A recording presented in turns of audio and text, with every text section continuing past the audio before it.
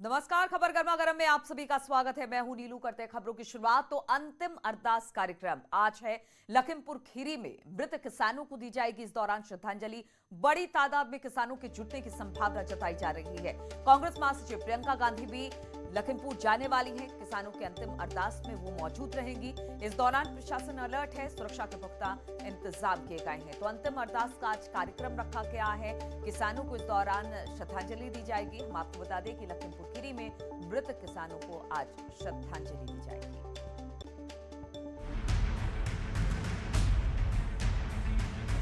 लखीमपुर खीरी का शिकार हुए किसानों के अंतिम अरदास कार्यक्रम के लिए पुलिस और प्रशासन ने पुख्ता तैयारी की हुई है। किसानों का दावा है कार्यक्रम में देश भर से लाखों किसान जुटेंगे। अंतिम अरदास कार्यक्रम के लिए 10 एकड़ जमीन में पंडाल लगाया गया है। प्रशासन अंतिम अरदास को लेकर अलर्ट पर है। जगह जगह बैरिकेड लगाए गए हैं। तिकुनिया में किसानों के अंतिम अरदास में अस्थि कलश रखे जाएंगे। फिर यही अस्थि कलश 75 जिलों में ले जाए जाएंगे। घटना स्थल से ये कार्यक्रम 1 किलोमीटर दूर रखा गया है। इस कार्यक्रम में कई राजनीतिक दल के लोग भी शामिल होंगे। राष्ट्रीय लोक दल के अध्यक्ष जयंत चौधरी और किसान नेता राकेश टिकैत, गुरनाम चढ़ूनी भी अंतिम अरदास कार्यक्रम में शामिल होंगे। इसके साथ ही यूपी कांग्रेस अध्यक्ष अजय कुमार लल्लू भी समर्थकों के साथ कार्यक्रम में पहुंचेंगे। किसान नेता राकेश टिकैत ने पहले ही कहा था कि अगर अंतिम अरदास तक गृह राज्य मंत्री अजय मिश्रा ने इस्तीफा नहीं दिया या सरकार ने उन्हें बर्खास्त नहीं किया तो किसान बड़ा आंदोलन करेंगे। 18 अक्टूबर को ट्रेन का चक्का जाम करने की धमकी भी दी गई है। वहीं टिकैत ने कहा कि अगर अजय मिश्रा ने इस्तीफा नहीं दिया तो 26 अक्टूबर को लखनऊ में महापंचायत करेंगे। जब तक उसका बाप गृह मंत्री रहेगा आरोप सिद्ध होने का ही नहीं। आप जांच में उसने कोऑपरेट नहीं ये कह रहा है कि अभी वे हिला रहे से। तो क्या आप पुलिस पर सवाली निशान खड़े कर रहे हैं? नहीं, मैं तो उनके उस पर पथ पकड़ रहा हूँ। मामले की गंभीरता को देखते हुए आईजी रेंज लखनऊ और एडीजी जोन के अलावा 10 बड़े पुलिस अफसरों को भी तैनात किया गया है। आने वाले त्योहार और किसान आंदोलनों को ध्यान में रखते हुए सभी पुलिस वालों की छुट्टियां रद्द कर दी गई हैं। किसानों के संभावित प्रदर्शन को देखते हुए 20 संवेदनशील जिलों में अतिरिक्त पुलिस फोर्स के साथ पुलिस अधिकारी भी तैनात कर दिए गए हैं। कई जिलों में इन अफसरों की तैनाती की गई है। 20 जिलों में alert. 2 IPS IG Lakshmi Singh, ADG SN सावत, बरेली में ADG अविनाश चंद्र, मेरठ में ADG मेरठ जोन राजीव सबरवाल, बहराइच में 3 IPS ADG Akhil Kumar, IG Rakesh Singh, DIG Ashutosh Shukla, Ghaziabad में IG मेरठ रेंज प्रवीण कुमार, शामली में IG रेलवे सत्येंद्र कुमार सिंह, पीलीभीत में 3 अफसर IG Bareilly Ramit Sharma, SP 112 Ajay Pal, ASP Anil Kumar Jha, Muzaffarnagar में IG हीरालाल, अमरोहा में DIG vigilance LR Kumar, Shahjahanpur में 2 अफसर DIG रविशंकर छवि, डिप्टी कमांडेंट राम सुरेश, मुरादाबाद में DIG शरद माथुर, बिजनौर में 2 अफसर DIG रामलाल वर्मा, उप सेनानायक हरेंद्र कुमार, रामपुर में उप सेनानायक अरुण कुमार दीक्षित। वहीं रविवार को पीलीभीत पहुंचे किसान नेता राकेश टिकैत ने कहा था कि जब तक अजय मिश्रा पद पर बने रहेंगे तब तक निष्पक्ष जांच नहीं हो पाएगी। आपकी गिरफ्तारी नहीं हुई जब तक वो गृह राज्य मंत्री रहेगा, जांच को प्रभावित करेगा। उसके ऊपर 120B के मुकदमे में शामिल है। जब भी वो यहाँ पे या दिल्ली मिले उसको पकड़ना चाहिए। आगरा की जेल में भर्ती होगा, आगरा की जेल से फिर रिमांड पर लिया जाएगा। उसके बाद में बापू बेटा दोनों अपने गैंग का पता बताएंगे कि हमारे गैंग में कौन कौन शामिल है। कुल मिलाकर हिंसा के 10वें दिन भले ही हालात धीरे धीरे सामान्य होने लगे हैं, लेकिन कुछ राजनेता अपने जहरीले बयानों से लखीमपुर की आग बुझने नहीं देना चाहते। लखीमपुर से मनोज शर्मा के साथ राजीव सिंह की रिपोर्ट, न्यूज़ 18। और लखीमपुर की घटना ने कांग्रेस को मोदी योगी सरकार को घेरने का एक बड़ा मौका दे दिया है। यही वजह है कि किसी ना किसी तरह से इस मुद्दे को गरमाए रखना चाहती है। रविवार को वाराणसी में किसान न्याय रैली करने और सोमवार को लखनऊ में मौन धरना देने के बाद कांग्रेस ने राष्ट्रपति से भी मिलने का समय मांगा है। पार्टी लगातार केंद्रीय गृह राज्य मंत्री अजय मिश्रा की बर्खास्तगी की मांग कर रही है।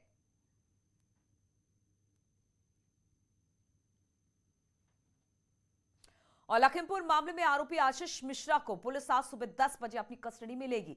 कल कोर्ट ने कुछ शर्तों के साथ पुलिस को 3 दिन की कस्टडी रिमांड दी थी। इस दौरान पुलिस आशीष को घटनास्थल पर ले जाएगी, उससे कई तरह के सवाल कर घटना की तह तक जाने की कोशिश करेगी।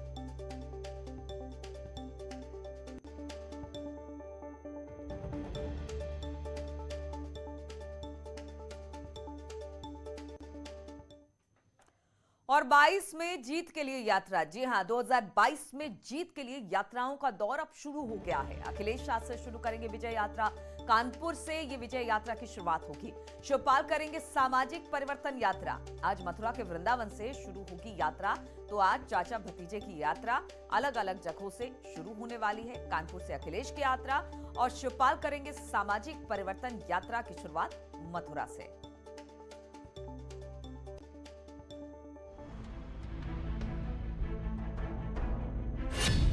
इन दो तस्वीरों से साफ है कि मिशन 2022 के सियासी सफर में चाचा भतीजा दोनों की राह अलग अलग है, लेकिन दोनों के बस में एक बात तो कॉमन है और वो है मुलायम सिंह यादव। अखिलेश के विजय रथ में भी मुलायम की फोटो है और चाचा शिवपाल के रथ में भी मुलायम है। बहरहाल पहली बात अखिलेश के विजय रथ यात्रा की। समाजवादी पार्टी की विजय रथ यात्रा कानपुर से शुरू होने वाली है। गंगा घाट से विजय रथ चलकर सुबह 11:30 पर नौबस्ता कानपुर पहुंचेगा। दोपहर 2 बजे नेवली लिग्नाइट बिजली घर घाटमपुर, शाम 5 बजे हमीरपुर पहुंचेगा। उसके बाद अखिलेश यादव विजय रथ को 13 अक्टूबर को सुबह 9:30 बजे हमीरपुर से निकलने के बाद 11 बजे गुरारा पहुंचेंगे। 2 बजे दोपहर को कालपी होते हुए जालौन पहुंचेंगे और शाम 4 बजे कानपुर देहात के माती पहुंचेंगे।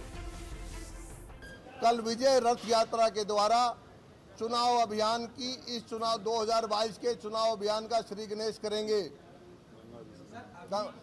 पवित्र माँ गंगा जी के पुल से और यमुना नदी तक, माँ यमुना नदी तक। कोशिश ये होगी, जिस तरह से हम तैयारी कर रहे हैं और जनता का रिस्पॉन्स है, मुझे लगता है यहाँ से लेकर बुंदेलखंड तक एक तरफा हम जीतेंगे। हमारे विरोधियों का सफाया हो जाएगा।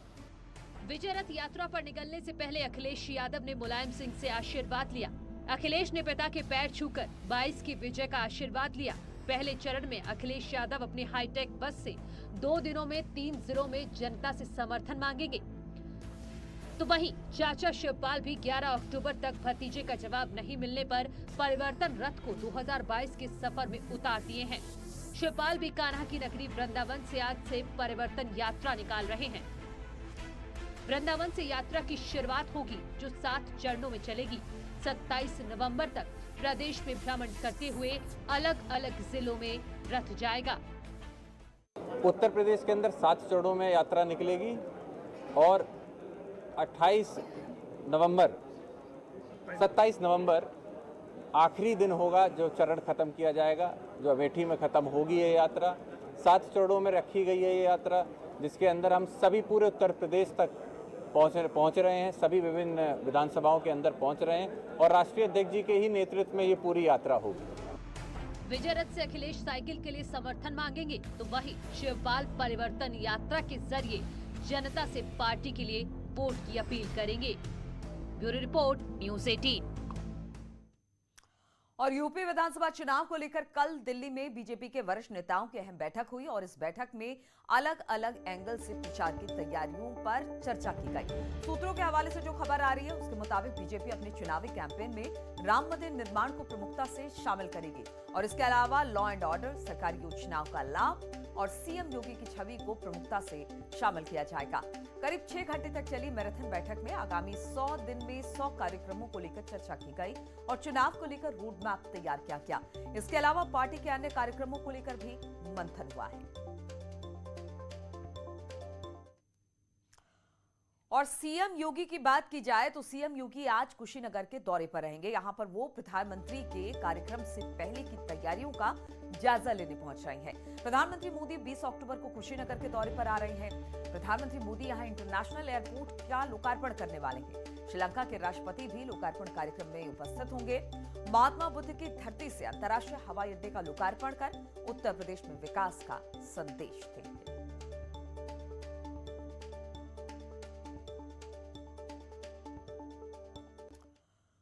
और लखनऊ में सीएम योगी ने वीडियो कॉन्फ्रेंसिंग के जरिए अधिकारियों के साथ अहम बैठक की है। सीएम योगी ने आगामी त्योहारों और किसानों के आंदोलन को देखते हुए फील्ड के अधिकारियों को सतर्क रहने के निर्देश दिए हैं। साथ ही धान खरीद को लेकर फील्ड में जाकर अधिकारियों को निरीक्षण करने का निर्देश दिया। सीएम ने अधिकारियों से साफ साफ कहा कि लापरवाही बर्दाश्त नहीं की जाएगी।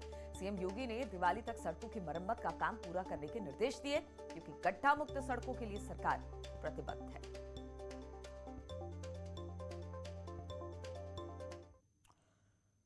और जम्मू कश्मीर में आतंकी हमले में उत्तर प्रदेश का बेटा शहीद हुआ है। शाहजहांपुर के सारज सिंह ने अपनी शहादत दी है। सीएम योगी ने शहीद सारज सिंह को श्रद्धांजलि दी और मृतक के परिवार वालों को 50 लाख की आर्थिक सहायता देने का ऐलान भी किया है। हम आपको बता दें कि पुंछ सेक्टर में हुए आतंकवादी हमले में 5 जवान शहीद हुए। इनमें शाहजहांपुर जिले का बंडा थाने के गांव अख्तियारपुर निवासी सारज सिंह भी शामिल हैं। सारज सिंह की 1 वर्ष पहले ही शादी हुई थी। पुंछ के पास सूरनकोट के चमरेर फॉरेस्ट एरिया में सेना के आतंक विरोधी सर्च ऑपरेशन के दौरान ये मुठभेड़ हुई।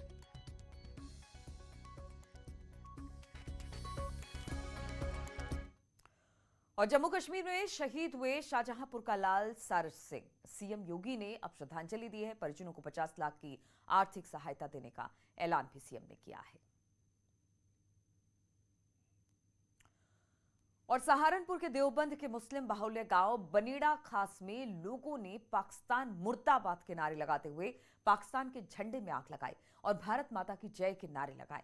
इन लोगों का कहना है कि पाकिस्तान के अंदर हमारे भाई हिंदुओं पर जो अत्याचार हो रहा है, उनकी हत्या हो रही है। इन लोगों ने केंद्र सरकार से एक बार फिर एयर स्ट्राइक करने की मांग की। भारत माता की जय, भारत माता की जय। पाकिस्तान कश्मीर के अंदर जो है सिखों का, हिंदुओं का हत्याएं हो रही हैं, वो पाकिस्तान के इशारे पर हो रही हैं। तो इसलिए मैं हिंदुस्तानी मुसलमान होने के नाते मैं ये आवाज़ उठा रहा हूँ कि मुसलमान भी जो हैं वो कट्टरवाद सोच से निकलकर आगे आए। जब हम रहंगे मुसलमानों की शरण दे सकते हैं, हिंदुस्तान के अंदर उनका मदद कर सकते हैं, तो पाकिस्तान में रह रहे अल्पसंख्यक भी हमारे ही भाई।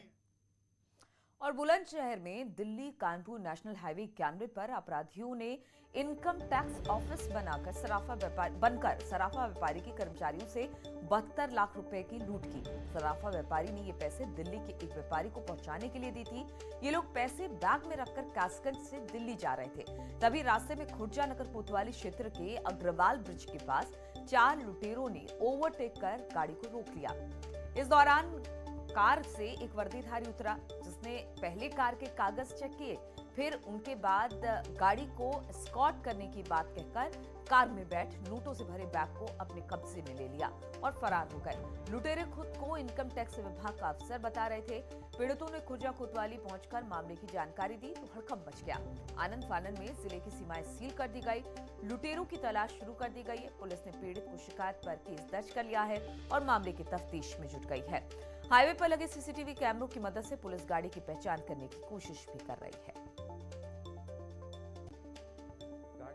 वो इनके कागज चेक करने लगे और इस बीच में इनकी गैर जानकारी में या लापरवाही में वो इनके बैग से पैसा निकाल के अपने बैग में डालते गए। और थोड़ी देर कागज चेक करने के बाद इन्होंने कहा कि आपको हमारे ऑफिस चलना पड़ेगा, और वो अपनी गाड़ी में पीछे चले गए और इनसे कहा कि आप सीधे आगे चलिए, मैं पीछे से आपको कवर कर रहा हूँ, मेरे ऑफिस चलना है। थोड़ी देर बाद जब उस ड्राइवर और गाड़ी वाले ने देखा तो पीछे गाड़ी गायब थी।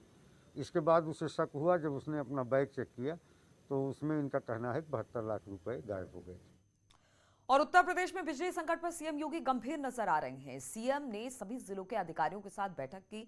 वीडियो कॉन्फ्रेंसिंग के जरिए सभी अफसरों से जुड़कर बिजली सप्लाई की समीक्षा की। इस दौरान सीएम ने आदेश दिया कि गांव हो या शहर, रात में नहीं बिजली कटेगी। साथ ही ओवर बिलिंग और फेक बिलिंग पर एजेंसी के खिलाफ एफआईआर दर्ज करने का भी आदेश दिया गया है।